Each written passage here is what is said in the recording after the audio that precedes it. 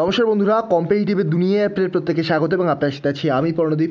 তো WBCS prelims 2022কে উদ্দেশ্য করে আমরা আজ খুবই গুরুত্বপূর্ণ একটা টপিক নিয়ে আলোচনা করব, যেটা হলো প্রিলিমস ক্র্যাক করতে গেলে শেষ 40 দিনে আপনাদের এই কয়েকটি কথা কিন্তু অবশ্যই মাথায় রাখতে হবে।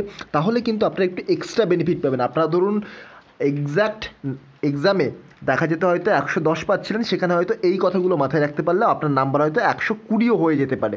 তো অবশ্যই চেষ্টা করবেন এই কয়েকটি ম্যাটারকে ফলো করার, এই কয়েকটি টপিককে বা বলতে পারেন এই কয়েকটি পয়েন্টকে ফলো করার, কারণ খুবই অ্যানালিসিস করে পয়েন্টগুলোকে আলোচনা করা হচ্ছে। আজকে আমি এমসিকিউ দিতে পারছি না, তার কারণ ওয়েদার কন্ডিশনের জন্য প্রচণ্ড প্রবলেম হয়ে যাচ্ছে। রেগুলার এখন প্রতিদিন রাত্রে তো ঝড় বৃষ্টি তো হচ্ছেই, তার সাথে কারেন্ট অফ, তো এর জন্য কিন্তু প্রচণ্ড প্রবলেম হয়ে যাচ্ছে এমসিকিউ তৈরি করতে। তো এই জন্য আজ আমি এই টপিকটা নিয়ে আলোচনা করব। এমসিকিউ আমি নেক্সট দিন আবার দিয়ে দেবো। চলুন শুরু করা যাক। তার পূর্বে আপনারা WBCS প্রিলিমস 2022-এর জন্য কমপ্লিট কোর্স কিনতে চাইলে ডেসক্রিপশন বক্স একবার চেক করে নেবেন। এখানে কিন্তু এই সমস্ত সাবজেক্টের প্লাস স্টাডি মেটেরিয়াল একসাথে কিন্তু আপনারা পেয়ে যাবেন।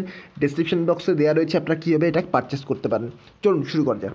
তো দেখুন কী কী পয়েন্ট আপনাদের মাথায় রাখতে হবে। সবচেয়ে গুরুত্বপূর্ণ পয়েন্ট, আমি বারবার যে কথাটা বলি সেটা হলো মক টেস্ট। মক টেস্টের বিকল্প হয় না। আপনার প্রিপারেশন এখন যে লেভেলেই থাকুক না কেন, আপনি মক টেস্ট দেওয়া শুরু করুন। মক টেস্টে হয়তো আপনি কম নাম্বার পাবেন, 60 পান, 70 পান, নাম্বারটাকে দেখবেন না, মক টেস্ট থেকে শেখার চেষ্টা করুন, কী কী ভুল করছেন সেগুলো শেখার চেষ্টা করুন। তাহলে কিন্তু এই 70 নাম্বারটা আপনি অবশ্যই 120-তে নিয়ে যেতে না পারলেও 110 প্লাসে কিন্তু নিয়ে যেতে অবশ্যই পারবেন, যদি আপনি একটু চেষ্টা করেন।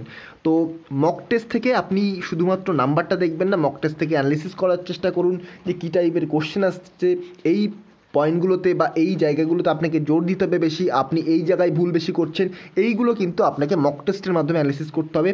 ভেরি ভেরি ইম্পর্ট্যান্ট জিনিস হচ্ছে মক টেস্ট পরীক্ষার আগে।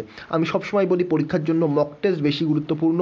আপনার সিলেবাস শেষ হয়েছে কি হয়নি সেটা এই কন্ডিশনে এসে আপনার কিন্তু আর দেখার দরকার নেই, কারণ পরীক্ষার আর 40 দিনের মতো কাছাকাছি বাকি রয়েছে।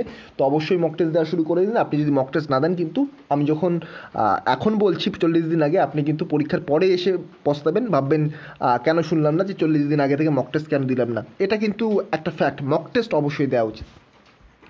Next point, only revision. এখন আপনাদের বলবো শুধুমাত্র রিভিশন করুন। হ্যাঁ, কিছু কিছু কারেন্ট অ্যাফেয়ার্সের টপিক, কিছু কিছু ইম্পর্টেন্ট টপিক আপনাদের অবশ্যই তৈরি করতে হবে, নতুন টপিকই তৈরি করতে হবে, কিন্তু মেজর যে সাবজেক্টগুলো, যেমন ধরুন হিস্ট্রি, পলিটি, জিওগ্রাফি, সায়েন্স, এগুলো আপনাদের শুধুমাত্র রিভিশন করতে হবে।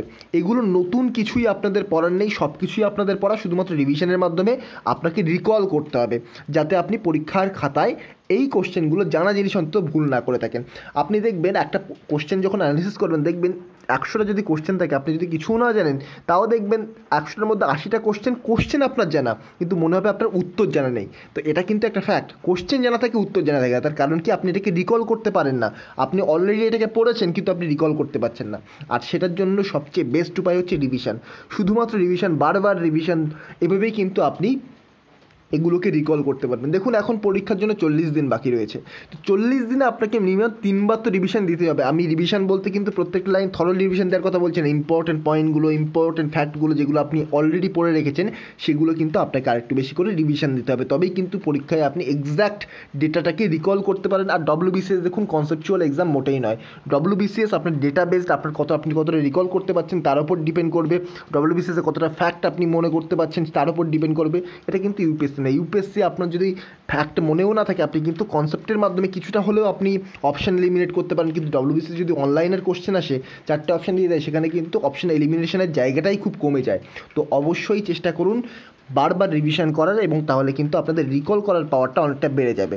নেক্সট, এখন ফোকাস করুন কারেন্ট অ্যাফেয়ার্স। আমি এতদিন বলে এসেছি কারেন্ট অ্যাফেয়ার্সের প্রাথমিক পর্যায়ে ফোকাস করা উচিত নয়, তার কারণ কারেন্ট অ্যাফেয়ার্সে আপনি যদি রেগুলার ফোকাস করতে থাকেন, এবং কারেন্ট অ্যাফেয়ার্স দেখুন আপনার নিশ্চিত নাম্বার কিন্তু প্রদান করবে না। 25টা কোশ্চেন কারেন্ট অ্যাফেয়ার্স প্লাস স্ট্র্যাটেজিকে মূলে, তার মধ্যে এমন কোনো গ্যারান্টি নেই যে আপনি কারেন্ট অ্যাফেয়ার্স থেকে 100% কোশ্চেন কমন পাবেন, এবং কারেন্ট অ্যাফেয়ার্স আপনাদের লিমিটেড জায়গার মধ্যে থেকেই আসবে। আমি কারেন্ট অ্যাফেয়ার্সের সোর্স দিয়ে দিয়েছি, কারেন্ট অ্যাফেয়ার্সের যে PDF প্রোভাইড করে দিয়েছি পেইডের মধ্যে। তবুও আমি গ্যারান্টি এটা দিতে পারি না যে কারেন্ট অ্যাফেয়ার্স এখান থেকেই আসবে। কারেন্ট অ্যাফেয়ার্স কিন্তু যে কোনো জায়গা থেকে আসতে পারে। তো অবশ্যই মাথায় রাখবেন, এখন এই অল্প কয়েকদিনের মধ্যে এখন কারেন্ট অ্যাফেয়ার্সটাকে কয়েকবার রিভিশন করে নিন। এবং ম্যাথ জিএ আমি বলে এসেছি যে প্রাথমিক পর্যায়ে ম্যাথ জিএ এবং ইংলিশ ভোকাবুলারি এগুলো পড়ার দরকার নেই, কিন্তু এখন কিন্তু আপনাদের ইংলিশ ভোকাবুলারি ম্যাথ জিএ এগুলো কিন্তু অবশ্যই শুরু করা উচিত। তার কারণ একটু ভেবে দেখুন, এই যে ম্যাথ জিআই ইংলিশ ভোকাবুলারি এগুলো ডিপেন্ড করে প্র্যাকটিসের উপর। আপনি যত বেশি প্র্যাকটিস করুন এগুলো তত বেশি আপনার মাথায় থাকবে। আপনি প্র্যাকটিস বন্ধ করে দেবেন, এগুলো কিন্তু আপনি আবার ভুলে যাবেন। তো সেহেতু পরীক্ষার আগে কিন্তু ম্যাথ জিআই ইংলিশ ভোকাব এগুলোকে বেশি করে দেখতে হয়। এটা সিজিএলের এক্সাম নয় বা সিডিএসের এক্সাম নয় যেখানে ম্যাথে 100টা কোশ্চেন থাকবে, এখানে ইংলিশে 200টা কোশ্চেন থাকবে, 120টা কোশ্চেন থাকবে, এমনটা কিন্তু নয়। এটা WBCS মাত্র 25টা করে কোশ্চেন থাকবে। তো সেহেতু পরীক্ষার আগেই যদি আপনি একটু ফোকাস করেন তাহলেই কিন্তু আপনার কাজ হয়ে যাবে। আপনাকে এক্সট্রা করে সবসময় ম্যাথ জিআই এবং ইংলিশ ভোকাবুলারি নিয়ে কিন্তু পড়ে থাকার দরকার হয় না। এটা যদি আপনি সিজিএল মেন্স দিতে যেতেন তাহলে কিন্তু আমি অবশ্যই বলতাম যে আপনি ম্যাথটাকে রেগুলার করুন, ইংলিশটাকে রেগুলার করুন। আপনি সিডিএসের এক্সাম দিতে যাচ্ছেন, আমি অবশ্যই বলতাম ম্যাথটাকে রেগুলার করুন, ইংলিশ ভোকাবুলারি রেগুলার করুন, ইংলিশ গ্রামারের ওপর বেশি ফোকাস করুন। সিএফএসের এক্সাম দিতে তখন বলতাম ইংলিশে আপনি বেশি ফোকাস করুন। তো এগুলো কিন্তু ডিপেন্ড করে এক্সাম টু এক্সাম। WBCSের ক্ষেত্রে ম্যাথ জিআই ইংলিশ এগুলোকে শেষ পর্যায়ে বেশি ফোকাস করা দরকার, কারণ এখানে খুব ডেপথে গিয়ে এবং খুব কঠিন কোশ্চেন কিন্তু করা হয় না, যতটা সিজিএল সিডিএস এই টাইপের এক্সামে কিন্তু করা হয়। নেক্সট, এই লাস্ট কন্ডিশনে লক্ষ্মীকান্ত রমেশ সিং স্পেকট্রাম থেকে রিভিশন করবেন না। কেন বলছি? স্পেকট্রাম দেখবেন আপনার ছোট বই বলে মনে হবে যে স্পেকট্রাম তো আমি রিভিশন করে দিতে পারবো, কিন্তু স্পেকট্রাম কিন্তু ছোট বই হলেও রিভিশন করতে প্রচুর টাইম নেয়। রমেশ সিং, যারা রমেশ সিং অ্যাকচুয়ালি ইকোনমি ব্যাকগ্রাউন্ডের নয় তাদের পক্ষে রমেশ সিং বোঝাটা অনেকটাই কঠিন হয়ে যায়। লক্ষ্মীকান্তের প্রতিটা লাইন বাই লাইন ইম্পর্টেন্ট। তো প্রতিটা লাইন যদি ইম্পর্টেন্ট থাকে আপনি কীভাবে, এখন লক্ষ্মীকান্ত মাত্র 40 দিন বাকি রয়েছে, আপনি কীভাবে লক্ষ্মীকান্তের পুরোটা রিভিশন করবেন? তার থেকে যে কোনো একটা ম্যানুয়াল বই তুলে নেওয়া ভালো। আর আপনারা জানেন পলিটিতে WBCS প্রিলিমসের ক্ষেত্রে মাত্র 12 থেকে 13টা বা ম্যাক্সিমাম 14 থেকে 15টা কোশ্চেনই থাকে। তো কেন আপনি লক্ষ্মীকান্তে 10 দিন টাইম দেবেন এবং সেক্ষেত্রে আপনার মাত্র 12 থেকে 13 নাম্বার উঠবে?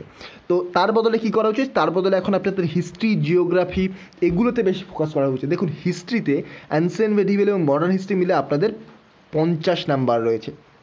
জিওগ্রাফিতে 25 নাম্বার বলা হয়, কিন্তু 30+ নাম্বার আসে জিওগ্রাফি থেকে। তো এই দুটো মিলেই দেখুন আপনাদের 80 মার্কস হয়ে যাচ্ছে। তো এইগুলোই যদি আপনি একটু বেশি করে ফোকাস করেন, 80-র মধ্যে আপনি যদি ম্যাক্সিমাম নাম্বার তুলতে পারেন, 70+ নাম্বার তুলতে পারেন, আপনি তো অনেকটা এগিয়ে গেলেন প্রিলিমস ক্র্যাক করার দিকে।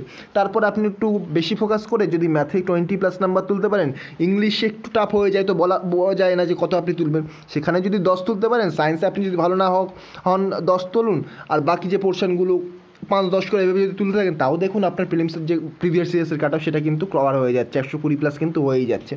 তো এগুলোকে আপনাকে কিন্তু একটু ক্যালকুলেটিভ রিস্ক নিতে হবে এবং ক্যালকুলেশন করেই কিন্তু এগোতে হবে। তো সেহেতু কিন্তু আমি আপনাদের রিকমেন্ড করবো হিস্ট্রি এবং জিওগ্রাফিতে বেশি করে ফোকাস করুন। জিওগ্রাফিতে প্রিভিয়াস ইয়ার্সে যে কোশ্চেনগুলো এসছে, যে প্যাটার্নটাকে ফলো করা হয়েছে, সেই প্যাটার্নটাকে আপনিও একটু ফলো করার চেষ্টা করুন লাস্ট কয়েকটা দিনে, দেখবেন আপনার নাম্বার কিন্তু অবশ্যই ইনক্রিজ করবে। জিওগ্রাফিতে অ্যাকচুয়ালি প্রেডিক্ট করা খুব মুশকিল হয়ে যায় যে এই পোর্শন থেকে কোশ্চেন আসবে, এই পোর্শন থেকে আসবে না। যেমন হিস্ট্রিতে যদি আমি আপনাকে 100টা কোশ্চেন বলি, আমি যদি আপনাকে 100টা কোশ্চেন আলোচনা করি, তার মধ্যে দেখা যাবে হয়তো 4 থেকে 5টা কোশ্চেন আপনাদের ডিরেক্টলি কমন চলে আসবে, কিন্তু জিওগ্রাফির ক্ষেত্রে কিন্তু এটা পসিবল হয় না। জিওগ্রাফির ক্ষেত্রে আমি আপনাকে কনসেপ্ট করিয়ে দেবো, আমি আপনাদের প্রত্যেকটা পয়েন্ট করিয়ে দেবো, কিন্তু তারপরেও কিন্তু এই স্ট্যাটিক পোর্শন থেকে কোশ্চেন আসবে কি না বা এই কনসেপচুয়াল কোশ্চেন আসবে কি না সেটা কিন্তু বলা মুশকিল হয়ে যায়। তো আপনাকে একটু নিজে থেকে কাজ করতে হবে জিওগ্রাফিতে স্পেশালি রিসেন্ট টাইমে যে কারেন্ট অ্যাফেয়ার্সের বেস কোশ্চেনগুলো আছে সেগুলো একটু ভালো করে দেখতে হবে। তার পাশাপাশি প্রিভিয়াস ইয়ার্সে যে টাইপের কোশ্চেন আছে সেই পোর্শনগুলোকে আপনাকে আগে থেকে কভার করে রাখতে হবে। তো এই পয়েন্টগুলোকে যদি আপনি মাথায় রাখতে পারেন, অবশ্যই আপনার নাম্বার কিন্তু ইনক্রিজ করবে। আপনার নাম্বার মক টেস্ট যদি 70 থেকে 80 ওঠে, তবুও কিন্তু আপনার নাম্বার আপনি 40টা নাম্বার কিন্তু বাড়াতে পারেন। তো এই ছিল ছোট্ট ভিডিও। যদি ভিডিওটা ভালো লেগে থাকে, এই ধরনের ভিডিও আরও পাওয়ার জন্য এবং রেগুলার যে MCQ আলোচনা করা হচ্ছে, WBCS প্রিলিমস 2022-এর জন্য সেট আলোচনা করা হচ্ছে, সেগুলো পাওয়ার জন্য চ্যানেলটিকে সাবস্ক্রাইব করতে ভুলবেন না এবং পাশে থাকা বেল আইকনটিকেও প্রেস করতে ভুলবেন না। চলুন আজকের মতো গুড বাই। নেক্সট ভিডিওতে আপনার সাথে আবার দেখা হবে। Thank you.